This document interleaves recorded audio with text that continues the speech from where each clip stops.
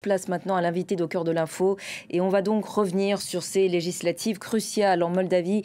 Ce dimanche, les électeurs étaient appelés à désigner les 101 députés du Parlement. Le Parti de l'Action et de la Solidarité de la présidente pro-européenne Maia Sandu pourrait perdre sa majorité absolue face à trois adversaires principaux plus ou moins liés à Moscou. Le bloc patriotique de l'ancien président pro-russe Igor Dodon, le bloc alternatif principalement incarné par Ian Sheban et notre parti du populiste Renato Ușati. La présidente Maia Sandu et l'Union européenne accusent la Russie d'ingérence dans ce scrutin afin de faire basculer le vote en sa faveur. La campagne a effectivement été dominée, notre correspondante en parlait il y a quelques instants, par la désinformation et par des actes de guerre hybride multiples. On en parle donc avec notre invité ce soir, Romain Lequigniou, cofondateur et directeur général d'Eurocreative, un think tank consacré justement à l'Europe centrale et orientale. Merci beaucoup d'avoir accepté notre invitation ce soir sur France 24. Alors reparlons tout d'abord de ces manifestations de guerre hybrides dénoncées par l'Union européenne, par la présidente Sandu. Elles ont été particulièrement diverses, particulièrement agressives. Cette fois, c'est dire l'intérêt de cette élection pour Moscou. Bien sûr, et c'est aucunement une surprise. On savait que Moscou allait interférer dans ces élections. Le jour J, c'est à travers des menaces, des alertes à la bombe, par exemple, factices. C'est à travers des pressions dans les bureaux de vote. On envoie des émissaires et on fait pression sur les électeurs, on fait pression sur les citoyens. C'est à travers le transport massif d'électeurs, pas nécessairement enregistrés, notamment qui viendraient de Transnistrie et qu'on fait venir par bus en Moldavie. Donc cette région sécessionniste de Moldavie. Exactement, mais il faut bien comprendre que les pratiques de Moscou, les pratiques de la Russie, quant à la désinformation, quant aux ingérences, ne datent pas seulement du scrutin. C'est-à-dire que ces dernières semaines... C'était déjà particulièrement le cas lors des dernières élections. Absolument. Néanmoins, là, l'ampleur est inédite. C'est une continuation, c'est une continuité finalement des efforts de Moscou pour acheter des voix, pour s'insérer dans les médias, pour s'insérer dans les réseaux politiques, mais également de corruption, des réseaux qui sont tenus, on l'a dit, par Ilan Shor, mais d'autres aussi. Ils ont des relais à l'intérieur du pays, à travers d'autres pays également, mais particulièrement en Moldavie, puisque dans ce pays, il est assez aisé d'essayer de polariser entre les deux tendances géopolitiques majeures. Et avec des nouveaux outils également pour ce qui est de la désinformation, l'usage notamment de l'IA. Oui, beaucoup à travers les réseaux sociaux, évidemment. Donc, ce n'est pas une nouveauté, c'est juste que Moscou s'adapte aux pratiques modernes de la désinformation. Donc, c'est une continuité. Et le réseau TikTok, particulièrement visé, pourquoi ? Ça, on l'a vu beaucoup en Pour la Roumanie. Jeunesse ? Pour la jeunesse notamment, mais pas seulement. C'est une constante qu'on a vue depuis les élections en Roumanie et qu'on continuera de voir. Il faut bien comprendre que la Moldavie est aussi un terrain d'expérience pour Moscou, c'est-à-dire qu'on teste de nouvelles choses, on teste de nouvelles attaques, on teste de nouveaux outils et qu'on va répliquer dans d'autres pays, et ça peut être aussi la France. Et sur le fond, quelles ont été les informations distillées à travers ces opérations de désinformation, les peurs qu'elles essayaient de générer chez les électeurs ? Alors des fois, il y a des consignes de vote claires et nettes. On donne de l'argent à des électeurs en leur disant « allez voter ». Pour ce candidat, contre Maia Sandu par exemple, ou le parti de Maia Sandu. Et des fois, c'est plus caché. Donc on va essayer de faire peur à propos de la guerre en Ukraine en disant que le parti au pouvoir... L'Ukraine voisine. Hein, bien sûr, l'Ukraine voisine essaye de soutenir l'Ukraine et que c'est dangereux puisque cela pourrait mettre en colère la Russie et avoir des conséquences pour la Moldavie. On fait peur aussi sur les possibles rejoindre l'Union européenne, c'est-à-dire que si la Moldavie venait à rejoindre l'Union européenne ces prochaines années, ce serait une menace pour l'identité moldave, ce serait une menace pour la prospérité moldave.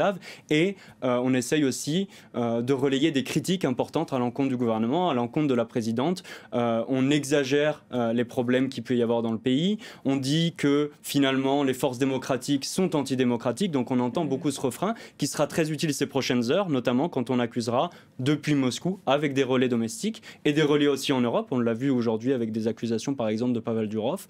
On va voir que Moscou va utiliser ces critiques qu'elle a formulées depuis longtemps en disant ce n'est pas la Russie qui a fait des ingérences étrangères, mais c'est l'Union européenne. C'est le président Macron en se rendant à Chisinau il y a quelques semaines. C'est la Commission européenne en donnant des fonds à la Moldavie, etc., etc.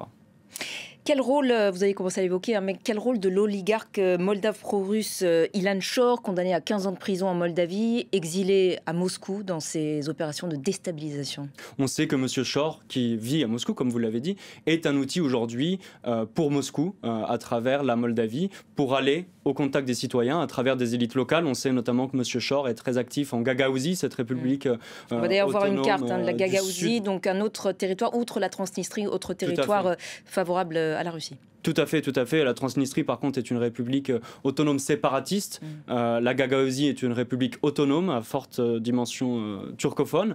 Mais en tout cas, là-bas, Ilan Shor et ses réseaux politiques, mais aussi mafieux, sont très importants. Et lui, son objectif, très clairement assumé, c'est de donner de l'argent en cash à des citoyens pour qu'ils puissent voter contre Maia Sandu, pour qu'ils puissent voter plus largement contre les partis pro-européens.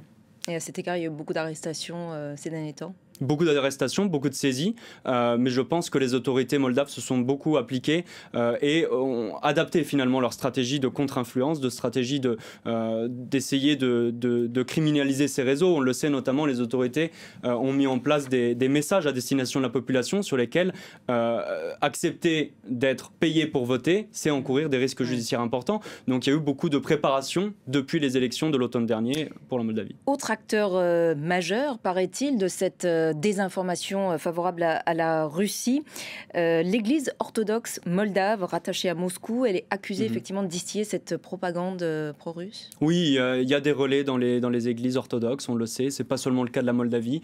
Il y a des collusions politiques, religieuses, à travers notamment des financements d'oligarques, comme on l'a vu. Donc c'est vrai que c'est une pratique qui est réelle dans plusieurs pays de la région, et notamment en Moldavie. L'objectif donc de la Russie à travers ces opérations de déstabilisation, c'est garder la main sur ce qu'on appelle l'étranger proche de la Russie. C'est d'ailleurs l'un des aspects essentiels de la doctrine extérieure de la Russie depuis la chute de l'URSS. Non, absolument, et ça va continuer. Aujourd'hui, la Russie a tout intérêt à montrer que l'étranger proche, comme elle dit, n'a pas vocation à rejoindre l'Union européenne, n'a pas vocation à se transformer finalement en régime démocratique avec une gouvernance qui respecte les principes d'état de droit, d'anticorruption. Donc pour Moscou, c'est capital de montrer que les pays qui lui sont limitrophes ne peuvent pas évoluer et ne peuvent pas finalement quitter le giron russe. Et c'est vraiment l'objectif aujourd'hui. Alors là, les négociations avec l'Union européenne se sont d'ailleurs accélérées ces derniers temps. Accélérées très largement. Malheureusement, aujourd'hui, elles sont bloquées par une personne, M. Viktor Orban de la Hongrie, qui pose son veto sur l'Ukraine, qui empêche aujourd'hui la Moldavie d'accélérer encore plus vite. Dans nombre de pays de l'ex-URSS, il y a cet affrontement entre pro-européens et pro-russes. On craint aujourd'hui que la Moldavie ne devienne la nouvelle Géorgie.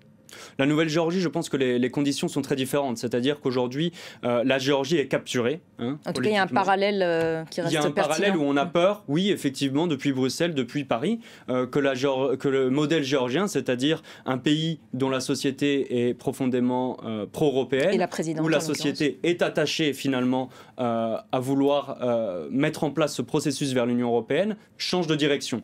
Mais ce n'est pas la même chose aujourd'hui. On verra quels seront les résultats en Moldavie. On verra si une coalition pro-européenne ou une coalition avec d'autres partis est possible ou non. Mais en tout cas, aujourd'hui, ce n'est pas la même situation dans le sens où la Géorgie est capturée par un pouvoir politique qui obéit à Moscou, ou en tout cas qui a des connexions très fortes avec Moscou, notamment oligarchiques, mais pas seulement. Donc la situation n'est pas la même. Néanmoins, c'est vrai que Bruxelles a cette peur, et je pense qu'aujourd'hui, ce qui a manqué de la part de Bruxelles, c'est de ne pas forcément avoir de stratégie si Maia Sandu et ses alliés n'étaient pas reconduits et n'avaient pas une majorité absolue.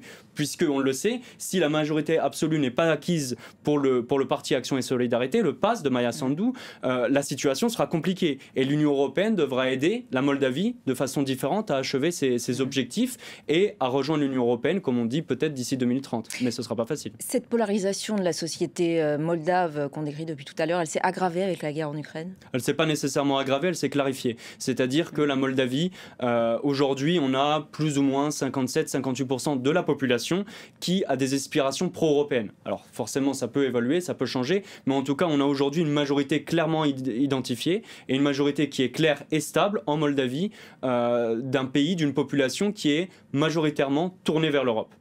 La polarisation s'est aggravée dans le sens où les enjeux sont plus profonds, c'est-à-dire que chaque élection est plus capitale que l'autre. Mais en tout cas, aujourd'hui, on a une clarification. La Moldavie est pro-européenne, tournée vers l'Union européenne. Reste à voir comment le parti de Maia Sandu, le PAS, est capable ou non d'avoir des résultats aussi bons qu'il y a 4 ans et est capable finalement de continuer ce chemin. Mais je pense que ce qui est le plus important et ce qu'on perd potentiellement de vue parfois, c'est qu'on focalise beaucoup trop sur les élections. Aujourd'hui, il faut voir aussi le long terme et comprendre comment la Moldavie peut inscrire cette continuité, ces aspirations pro-européennes dans un jeu politique différent. C'est-à-dire ne plus polariser entre les pro-russes et les pro-européens, mais polariser entre des choix de démocraties différents, c'est-à-dire des forces pro-européennes qui seront majoritaires et qui seront capables de dessiner un futur et des options multiples pour les citoyens. Et c'est peut-être là que le parti de Maia Sandu n'a pas pu mettre tous les œufs dans son panier aujourd'hui et risque effectivement de perdre la majorité, ce qui aurait des conséquences graves pour ce parti,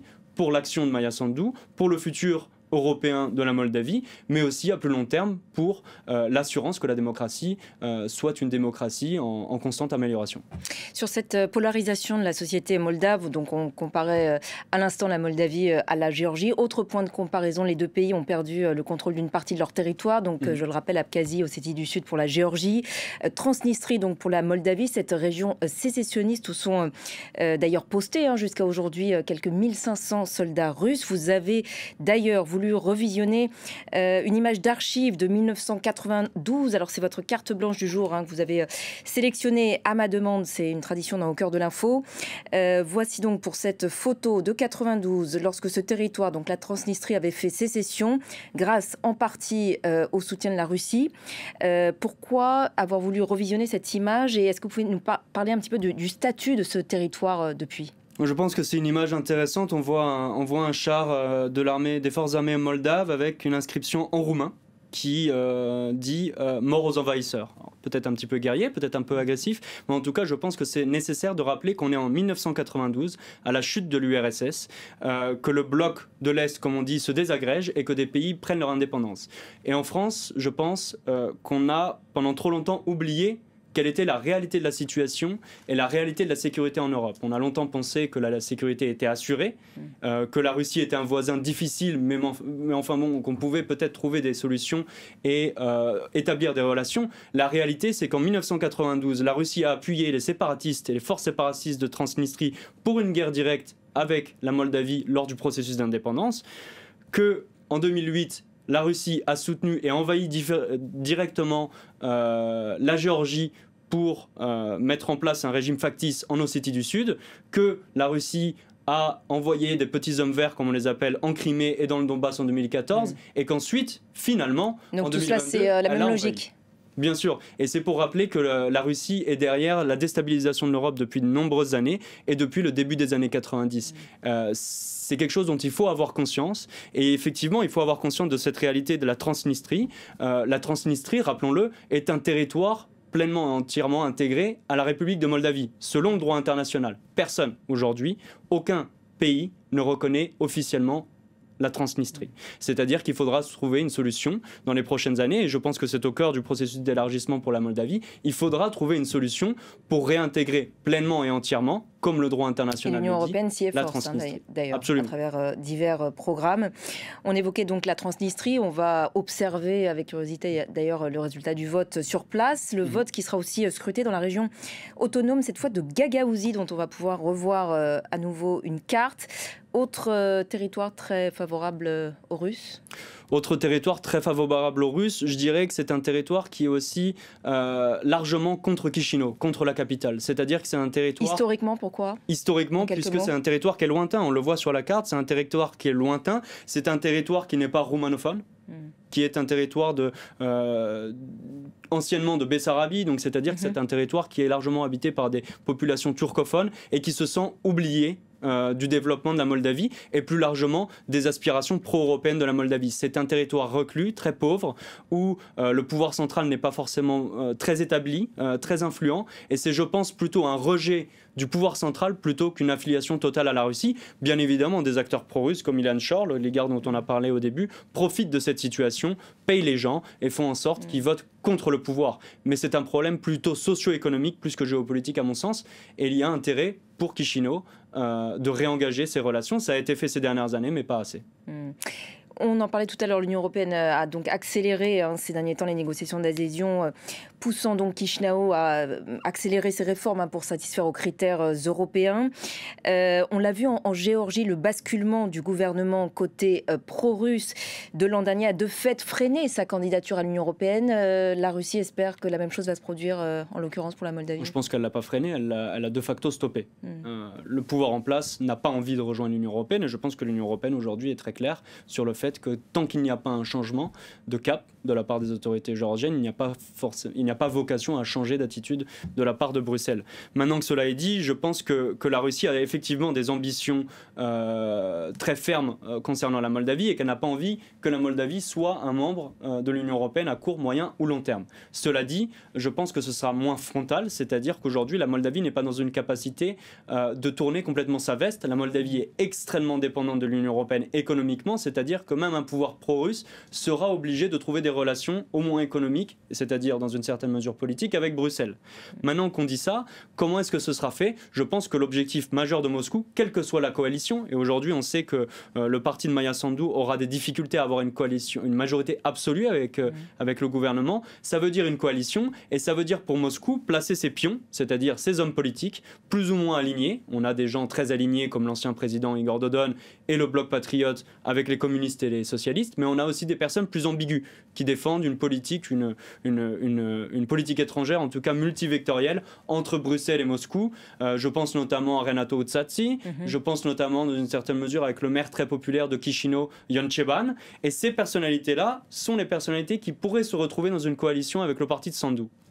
Et là, je pense qu'on aura, de la part de Moscou, des pressions et des volontés de contrôler ces acteurs politiques pour qu'ils puissent ralentir les progrès de la Moldavie en tant qu'État démocratique, en tant que renforcement de la gouvernance sur le chemin de l'Union européenne, mais aussi qui feront en sorte de rendre l'image de la Moldavie beaucoup moins attractive pour Bruxelles. Et donc c'est là qu'il faudra réagir et c'est là qu'il faudra avoir une stratégie européenne qui soit adaptée à la réalité moldave. Dernière question. Dans toutes ces discussions autour de l'ingérence russe dans ce scrutin en Moldavie, on n'a pas beaucoup parlé des programmes et du fond. Donc, quelles sont les principales préoccupations des électeurs? Et je pense qu'ici, c'est très important. Madame Sandu, les alliés de Madame Sandu, depuis quelques années, ont fait en sorte que leur victoire politique soit adossée aux aspirations pro-européennes, aux aspirations pro-occidentales. Je pense que c'est bien, c'est nécessaire d'expliciter à la population les enjeux de ces élections, mais je pense aussi que parmi l'électorat pro-européen, celui qui vote majoritairement pour Madame Sandu depuis quelques années, celui qui vote pour le pass, je pense qu'il y a un petit peu de frustration également. Et c'est là où le parti Action et Solidarité les conditions économiques pourrait perdre. Et ce sont les conditions socio-économiques, on le sait. Aujourd'hui, la vie est très chère en Moldavie, qui est un pays où il y a une très grande pauvreté, et les gens sont insatisfaits. Ce n'est pas seulement de la faute du gouvernement, mais le gouvernement a une certaine responsabilité et doit expliquer finalement comment le chemin européen va apporter de la prospérité au peuple moldave. Puisqu'aujourd'hui, ce qu'on voit, et c'est notamment à cause de la guerre en Ukraine, des prix de l'énergie qui montent très fortement et qui impactent la vie ordinaire des citoyens moldaves. Multiplié par 4. Exactement, la vie est très chère et il y a une grande frustration et une grande inquiétude, et je pense qu'il faut le dire, et c'est très important de rester concentré sur les enjeux géopolitiques, mais il ne faut pas oublier comment les gens votent à la fin, et les gens votent pour leurs conditions personnelles et individuelles. Et on suivra donc le résultat de ce scrutin sur notre antenne. Merci infiniment Romain Lequigniou d'avoir répondu ce soir à nos questions sur France 24 concernant ce scrutin crucial législatif en Moldavie. Cet entretien est à revoir sur notre site internet et nos réseaux sociaux. Restez avec nous sur France 24. Prochain point complet sur l'actualité internationale dans quelques minutes.